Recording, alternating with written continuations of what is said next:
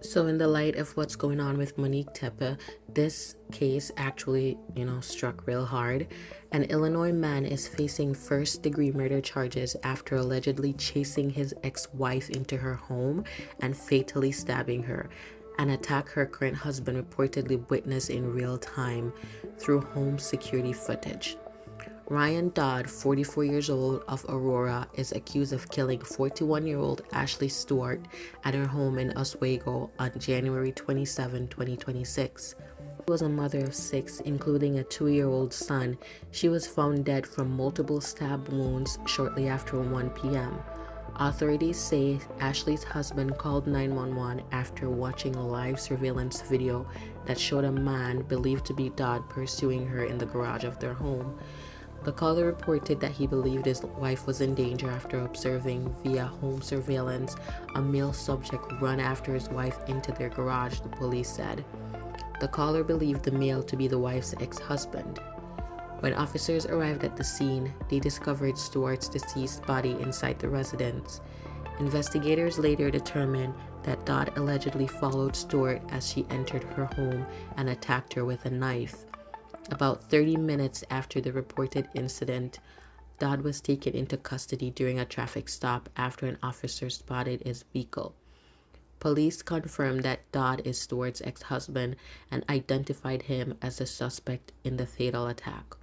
If convicted of first-degree murder, Dodd could face a sentence of life imprisonment. The community has been left shaken. This case has drawn comparisons to the widely known murder of Monique Tepe and her husband, another domestic violence case that shocked the public due to its brutality and circumstances. In both cases, the victims were mothers whose lives were taken by men with whom they shared a past intimate relationship. Both killings unfolded in or near the victim's home, places meant to be safe, and left children and families permanently traumatized.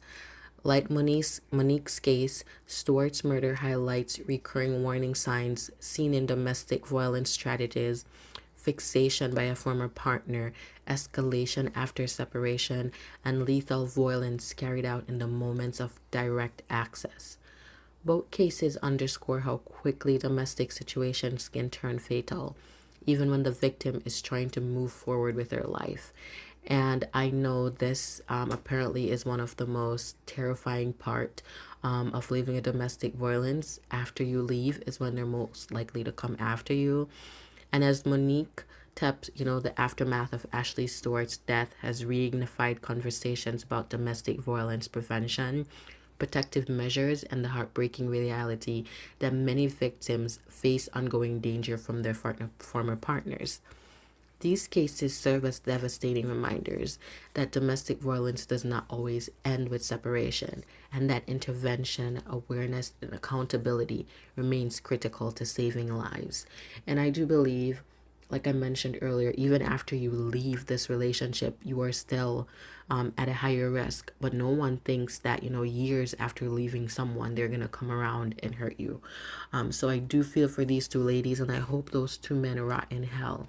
Rest in peace to Ashley, and I am praying for her current husband and her children, as well as she left behind 6 beautiful children.